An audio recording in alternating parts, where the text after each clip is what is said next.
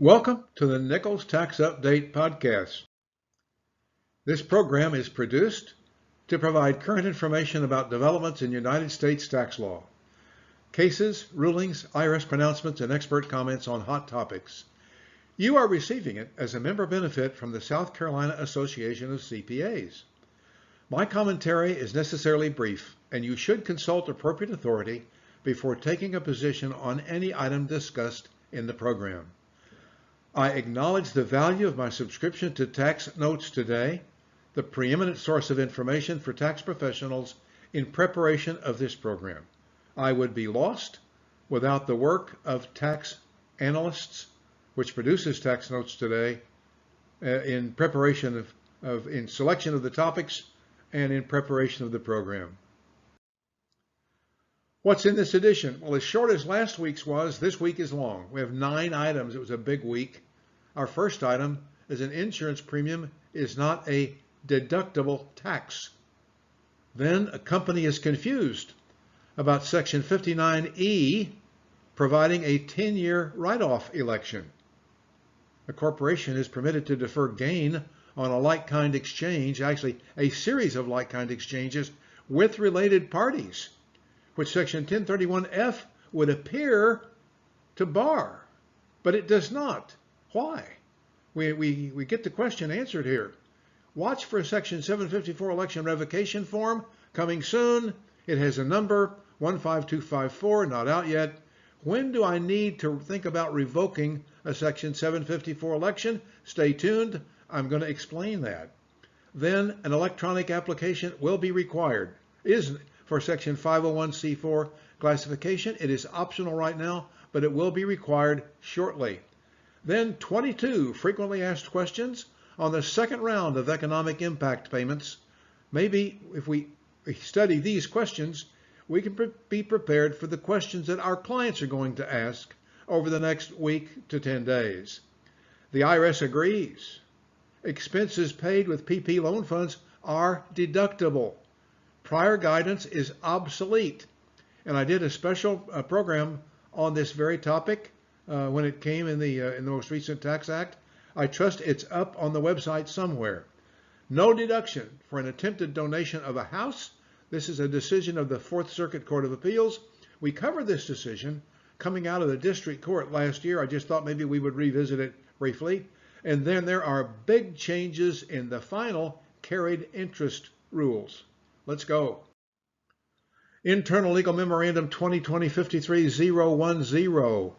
A premium paid for insurance against the possibility of losing a tax deduction is not deductible. And under either Section 162 or 212, the taxpayer invested in a conservation easement shelter and claimed a charitable contribution deduction for the shelter and a deduction for the insurance to guarantee the tax deduction. No, the policy was to reimburse the tax shelter investor for costs associated with an IRS challenge of claim deductions. But the taxpayer was not engaged in a trade or business, nor was the shelter an income-producing activity with which the insurance expense could be directly related or associated as ordinary and necessary. What's the outcome? No deduction. Next, company made a mistake. Probably their accountants made a mistake.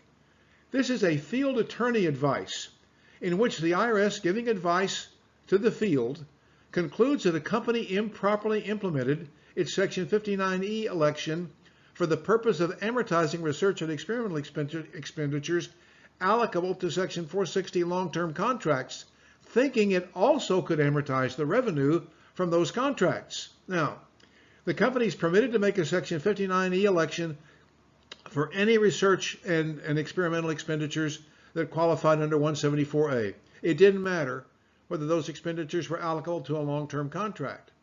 Section 460 deals only with revenue recognition and doesn't govern the timing of a taxpayer's deduction for incurred allowable long-term contract costs.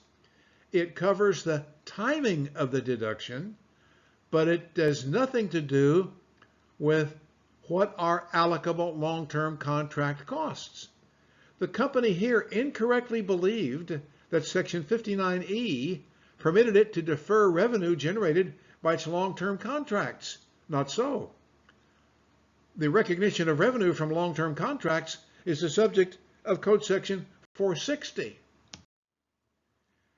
Next, a corporation is permitted to defer gain on a like-kind exchange with related parties. How is that possible? Code Section 1031F says you can't do that. Well, yes and no. It says that, but it says that in the context of basis shifting. Here, this letter ruling gives it blesses the taxpayers' like-kind transactions. Various like-kind exchange transactions do not disqualify a corporation from deferring gain under 1031 on its exchange for property owned by related persons. 1, the corporation used a qualified intermediary, and 2, the like-kind exchange transactions are not structured to avoid Section 1031F applying to the corporation's exchange. There is no basis shifting. And I really should have put that term in quotation marks, I guess, because basis shifting is what 1031F operates against.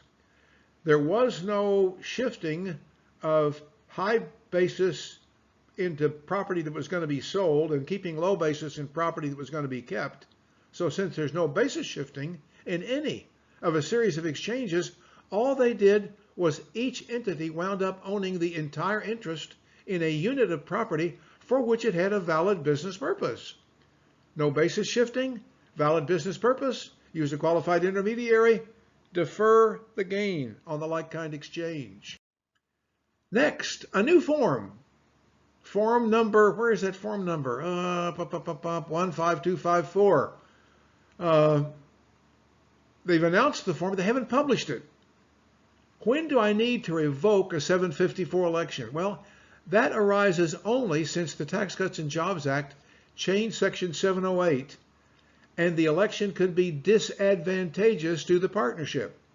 What do I mean disadvantageous? Well, that happens when there is a transfer of a 50% partnership interest that is no longer treated as the termination of the old partnership and organization of a new partnership, which would have treated all of the assets as being new assets qualifying for a new depreciable life. Without that statutory rule, so long as a Section 754 election is in effect, an interest in partnership assets must be revalued when a partnership interest is transferred in a taxable transaction. That rule applies to require either an increase or a decrease based on fair market value of all partnership assets. Now, if you didn't want to go through the drill of revaluing all the partnership assets when a partnership interest was sold, you wanted to revoke your 754 election. So when partnership assets have declined in value, which is a real concern when you're looking at a pandemic and the possibility of an upset in the real estate market, a real concern, you may want to think about revoking your 754 election, and you're going to be able to do that without having to go through a letter ruling request, but you got to wait for the IRS to get the form published. 15254. Watch for it. Coming soon. A 501c4 application is going electronic. There are so many of them being filed. Application for recognition of exemption under Section 501c4 has been revised to require e-filing. You can start using the electronic form now. The IRS is going to continue to accept paper applications for 90 days, but after April 5th, all Forms 1024A got to be filed electronically. The IRS, by the way, reminds filers that submitting Form 1024A doesn't relieve an organization from having to file Form 8976, Notice of Intent to Operate under Section 501c4, and you can get in real trouble there. Now, why have we got all these filings under 501c4? Well, every community organizer and every small chapter of Black Lives Matter and Proud Boys and every special interest group is forming 501c4s for the purpose of voter education, for the purpose, and it's to be a general purpose of voter education. You can't be just educating your voters with a 501c4, but everybody's going to get in the game of social benefit, and it's a blizzard of applications for 501c4s. Everybody wants to have their own tax-exempt entity. They don't understand it, but they want to have one. Frequently asked questions on the second round of economic impact payments. Q&A, a list of 22 frequently asked questions on the second round of economic impact payments that Treasury and the IRS have started delivering this last week, addressing eligibility and payment details. Taxpayers are encouraged to check the status of your payment with Get My Payment, and please do not call the IRS. What's available at Get My Payment? General information, eligibility, requesting my payment, and receiving my payment. And I suggest that you as a practitioner go to Get My Payment and try it out and see how easy it is to find things so that you can tell your clients how to find things when they call you and they're frustrated when they can't find them. You are, after all, supposed to know, right? PPP guidance on deductible expenses is now obsolete. The expenses paid with the PPP loan funds are deductible. 2 rounds of IRS guidance, Revenue Ruling 2020-27, 2020-32, are now obsolete. Even though payment of those expenses results or is expected to result in forgiveness of a loan guaranteed under the Paycheck Protection Program, they are deductible and or they add to your basis. They are treated as though they were paid with tax basis dollars, not as though they were being paid with tax forgiven. I'm sorry, the thought causes me to choke up. Tax forgiven dollars. Deduction for a house. Donation of a house is denied on appeal. We talked about this last year when it came through the district court. This is a decision of the Fourth Circuit Court of Appeals. A couple could not claim a charitable contribution deduction for some $600,000 for donating a house to a charity that salvaged home materials. The problem was they didn't donate their entire interest. The charity's agreement for accepting the house stated that it was only going to salvage those materials that it could use, and the owners were responsible for getting rid of the rest. Well, if I didn't give the entire interest to the charity, if I was still responsible for the rest, then obviously I didn't give away my entire interest, right? So no deduction if I don't give away my entire interest in real property. And to make it worse, they didn't obtain a qualified appraisal for either the house or the property in the house. They tried to set their own value based on comparables for other houses in the area. It didn't work. None of it worked. I'm sure the taxpayers are extremely disappointed.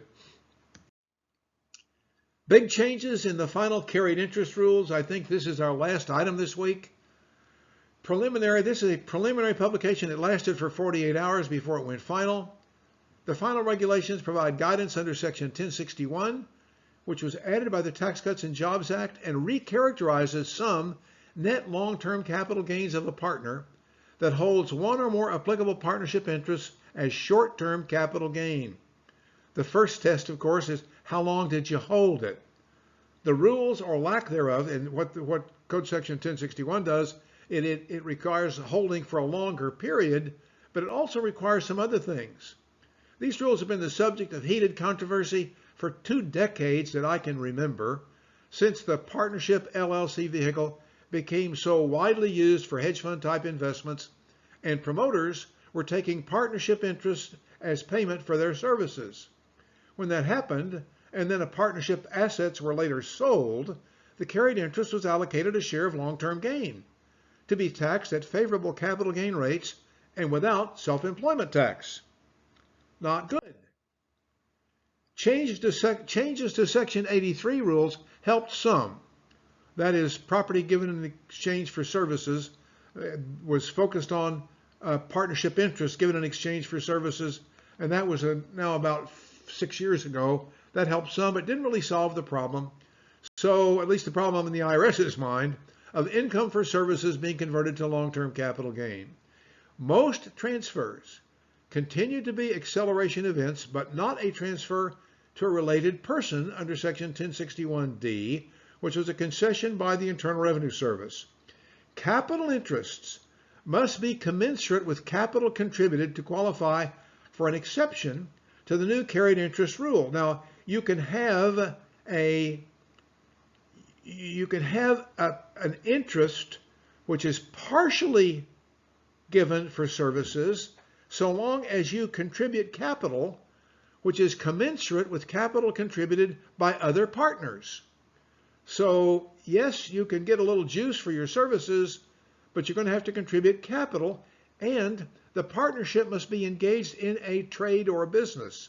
And by the way, the IRS states its position in Notice 2018-18 that S corporations are not corporations that can hold a carried interest and qualify for capital gain treatment. Now that makes sense.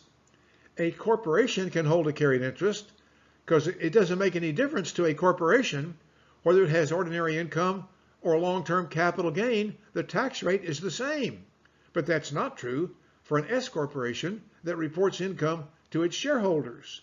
Well, gang, that's been 16 minutes of about the most fun you can have working as a tax specialist. And so, until next time, please stay safe.